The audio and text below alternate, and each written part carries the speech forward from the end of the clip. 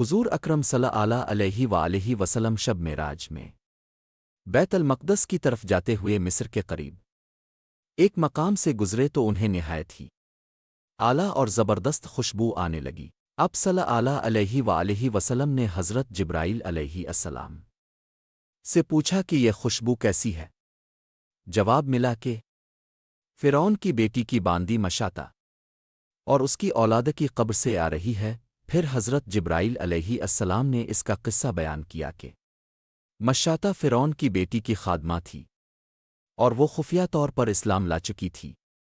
ایک دن فرعون کی لڑکی کو کنگھی کرتے ہوئے اتفاقنہ اس کے ہاتھ سے کنگھی گر پڑی۔ وہ اٹھانے لگی تو اس کی زبان سے بے ساختہ بسم اللہ نکل گیا۔ اس پر شہزادی نے کہا کہ تو نے آج عجیب کلمہ بولا ہے، رب تو میرے باپ فرعون ہی ہے، تو پھر تم نے یہ کس کا نام لیا ہے؟ اس نے جواب دیا کہ فرعون رب نہیں، رب تو وہ اعلیٰ تعالیٰ ہے جو مجھے اور تجھے اور خود فرعون کو روزی دیتا ہے۔ شہزادی نے کہا اچھا تو میرے باپ کے علاوہ کسی اور کو اپنا رب مانتی ہے؟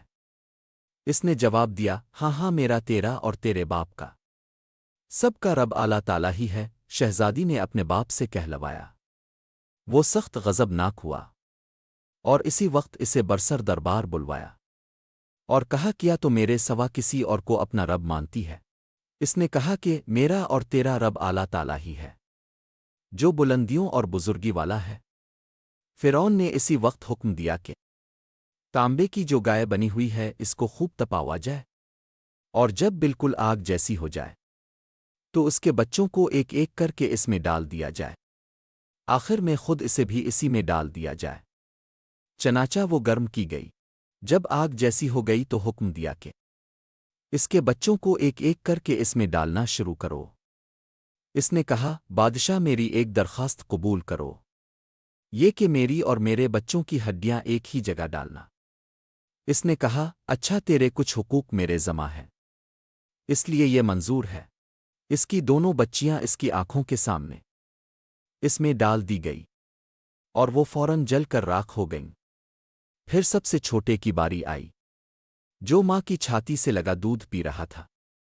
فرعون کے سپاہیوں نے اسے گھسیٹا تو اس نیک بندی کی آنکھوں کے آگے اندھیرا چھا گیا۔ اعلیٰ تعالیٰ نے اس بچے کو اسی وقت زبان دے دی اور اس نے بے آواز بلند کہا اماں جان، افسوس نہ کر، اماں جان ذرا بھی پس وپیش نہ کرو، حق پر جان دینا ہی سب سے بڑی نیکی ہے۔ چنانچہ انہیں صبر آ گیا، اس بچے کو بھی آگ میں ڈال دیا گیا اور آخر میں ان کی ماں کو بھی اسی آگ میں ڈال کر مار دیا گیا۔ یہ خوشبو کی مہکیں اسی کے جنتی محل سے آ رہی ہیں۔ سبحان اللہ۔